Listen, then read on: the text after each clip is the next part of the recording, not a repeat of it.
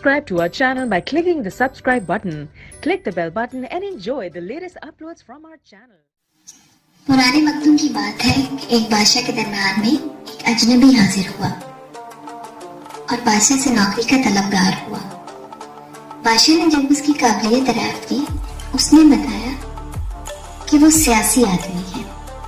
बादशाह के पास पहले ही सियासतदानों की लंबी कतारें थी, लेकिन इत्तफाक से उसके अस्तबल का मौसूल या जिम्मेदार जिसको बोलते हैं फौत हो चुका था। चुनाचा बादशाह ने उसे अपने खास अस्तबल का मौसूल बना लिया। कुछ दिन बादशाह ने इस शख्स से अपने सबसे अजीज घोड़े के बारे में दरियाफ्त किया तो उसने कहा कि घोड़ा नस्ली नहीं है। बादशाह ने वो घोड़ा बड़ा महंगा खरीदा था।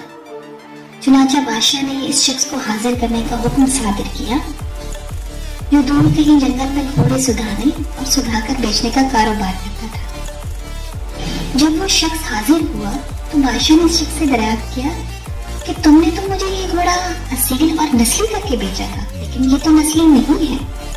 इस शख्स ने जवाब दिया, बादशाह सलामत, घोड़ा है तो नस्ली, लेकिन इसकी पैदाइश के वक्त इसकी माँ मर गई थी। चुनाचा ये घोड़ा एक गाय का दूध पीकर और इसी गाय के जेर असर पला है और बचपन उसने गाय के साथ ही गुजारा है।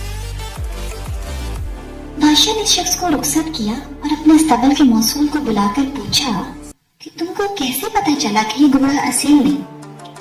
उसने जवाब दिया, बादशाह सलामत, घोड़ा जब घास खाता है तो सर नीचे करके गायों की तरह घास खाता था, जबकि नस्ली घोड़ा घास मुंह में लेकर सर उठा लेता है। बादशाह उसकी फरासत से खासा मुतासिर हुआ और हैरान हुआ और उसके घर में अनाज, घी, भुने दुम्बे और परिंदों का आला गोश्त बतौर इनाम भिजवाया।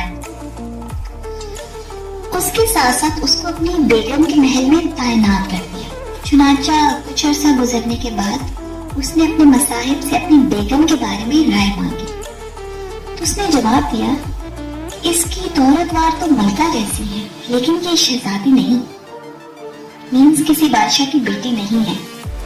ये सुनकर बादशाह के पैरों तले से जमीन निकल गई, क्योंकि उसकी बीवी बादशाह की बेटी थी। बादशाह ने अपने हवास दुरुस्त किए और अपनी सास को बुला भेजा और मामला उसके गोश गुजार किया।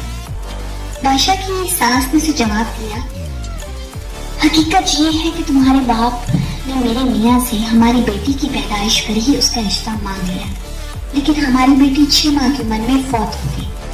चुनाचा हमने तुम्हारी बादशाहत से करीबी ताल्लुक कायम करने के वास्ते इस बच्ची को अपनी बेटी बना लिया और इसको परवरिश करके तुम्हारे साथ इसकी शादी कर दी।